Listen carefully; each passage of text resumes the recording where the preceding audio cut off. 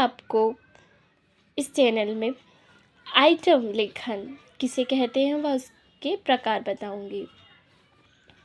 देखिए बच्चों, मैं इस चैनल पर बीएड के कंटेंट से रिलेटेड वीडियो बनाती हूँ। तो जो भी स्टूडेंट बीएड के हैं उन लोगों के लिए ये वीडियो बहुत ही लाभदायक है।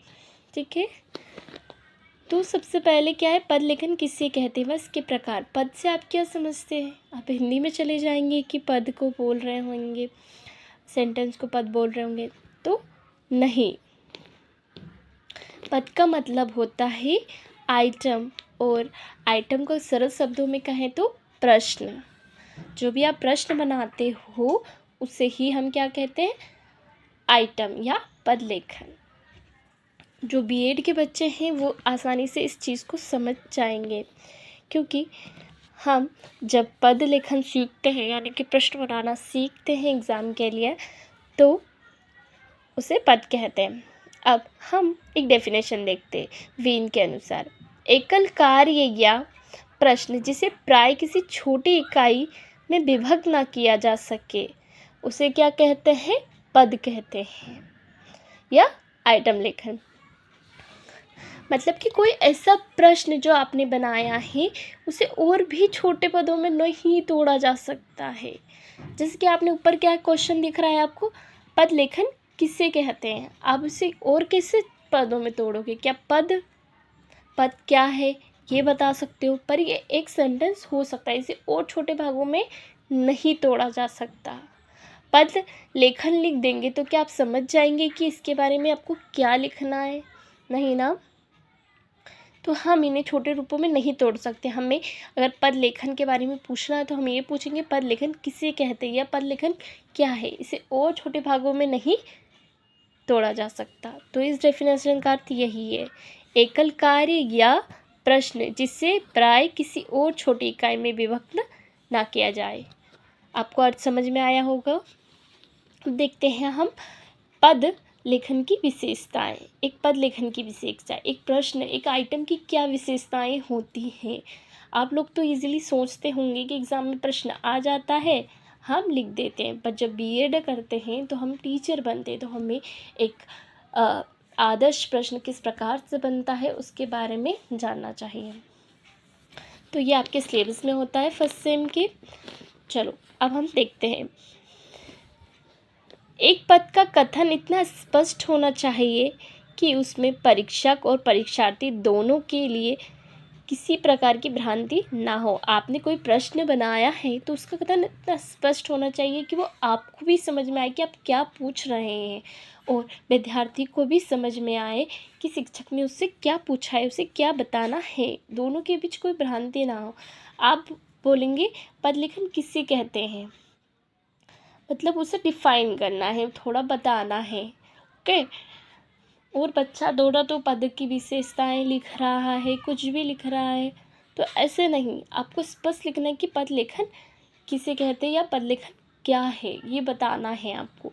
तो इसके बीच में आपको कोई भ्रांति नहीं रखनी है। तो आपका पहला विशेषता ये कहती है। दूसरी, पद बहुत अधिक कठिन या बहुत अधिक सरल नहीं होना चाहिए। या तो आपने बहुत सरल सा कुछ भी प्रश्न बना दिया जो सारे बच्चों ने कर लिया, आपकी क्लास में 40 बच्चे 40 के 40 ने कर लिया, तो जिससे आप नहीं परख पाएंगे कि कौन बच्चा अच्छा है, ब्रिलियंट है, कौन बच्चा स्लो है। तो आपको बहुत ज़्यादा सरल ना बहुत, और कोई प्रश्न ऐसा भी नहीं बनाना है कि 40 बच्चों में से वो एक दो ही मुश्किल से कर पाए या नहीं कर पाए, तो इतना ज़्यादा कठिन भी नहीं बताना। आपको बच्चों के लेवल के हिसाब से प्रश्न बनाना है, और ऐसा बनाना है कि कम से कम आधे बच्चे उस प्रश्न को परफेक्टली कर पाए। ठीक है, तो आपको मीडियम लेवल का प्रश्न बनाना है। पद में विभेदक शक्ति होनी चाहिए, अर्थात उसके द्वारा स्पष्ट रूप से जिन लोगों में कोई शील गुण विशेष है, जिन लोगों में वह नहीं है, का विभेद हो सके। आपका थर्ड पॉइंट ये कहता है कि बच्चों प्रश्न आपको ऐसा बनाना चाहिए जिससे आपको स्पष्ट कर पाएँ अपन। एप्लीकेशन लेवल का प्रश्न आपको इस प्रकार बनाना चाहिए जिससे आप अपनी कक्षा में स्पष्ट कर रहा है कि कौन बच्चा अच्छा छात्र है जिसकी बुद्धि तीव्र है, और कौन बच्चा कमज़ोर है पढ़ाई में।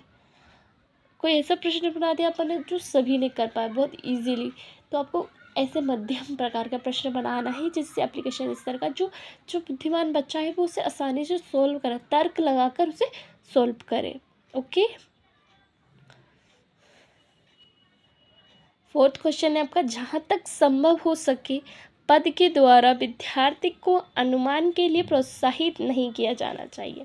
आपको प्रश्न ऐसा नहीं बनाना चाहिए कि बच्चा, जैसे ऑब्जेक्टिव होते हैं ना, उसमें क्या करते हैं बच्चे, 4 ऑप्शन दे रखे तो कोई 3 अलग ही दे दिया और एक करेक्ट आंसर दे दिया आपने, तो बच्चा आसानी से अनुमान लगा लेगा कि ये प्रश्न का आंसर यही होगा। एग्जाम्पल के लिए आपने बच्चों को पूछा कि राष्ट्रीय पक्षी कौन सा है, और आपने ऑप्शन में दे दिया बाघ, शेर, बंदर और मोर, तो बच्चा समझ जाएगा ना कि मोर ही राष्ट्रीय पक्षी होगा, ये बाकी सब तो पशु हैं। इसलिए आपको ऐसा प्रश्न नहीं बनाना चाहिए। अगर आपको कंफ्यूज करना है तो आपको चारों पक्षी के ही एग्जाम्पल बच्चों को देने होंगे। ओके। फोर्थ पॉइंट आपका ये कहता है। फिफ्थ पॉइंट है आपका, पद द्वारा ज्ञान या समझ के महत्वपूर्ण पदों का मापन करना चाहिए। फिफ्थ पॉइंट आपका ये कहता है कि आपको प्रश्न ऐसा होना चाहिए जो बच्चों को बता पाए कि बच्चा कितना ज्ञान है उस चीज़ के बच्चे को और कितना वह समझ पाया है। ओके। तो दोनों पदों को स्पष्ट मापन किया पाए, कितना उसको ज्ञान और कितना समझ है। फिर आपका 6 पॉइंट है, पद को पढ़ने में कठिनाई नहीं होनी चाहिए। जैसे कि आपने कोई भी प्रश्न बनाया उसको पढ़ने में बच्चों को कोई कठिनाई नहीं होनी चाहिए। जैसे कि साइंस में बच्चे रहते हैं ना, अक्सर हम कभी कभी उन्हें हिंदी का कोई ऐसा वर्ड लिख देते हैं जो उन्हें नहीं पता होता, उसे इंग्लिश में ही पता होता है। साइंस में अक्सर ऐसी टर्मिनोलॉजी होती है जिसको बच्चों को पढ़ने में भी बहुत कठिनाइयाँ होती है। तो इस प्रकार आपको ध्यान रखना है कि अगर आप कोई प्रश्न दे रहे हो तो आपको दोनों लैंग्वेज में देना है। ओके। लास्ट प्रश्न है आपका, लास्ट पॉइंट है आपका, पद ऐसा नहीं होना चाहिए कि उसका उत्तर पद पर निर्भर करे और या उसका उत्तर दूसरे पद के संदर्भ में हो। मतलब ऐसा प्रश्न नहीं बनाना चाहिए आपको कि आधा तो आपको प्रश्न से आंसर मिल गया है या फिर आप जो आंसर दे रहे हो वो दूसरे पद के संदर्भ में भी हो। ओके। आई होप आपको ये वीडियो अच्छी लगी होगी। Okay, thank you.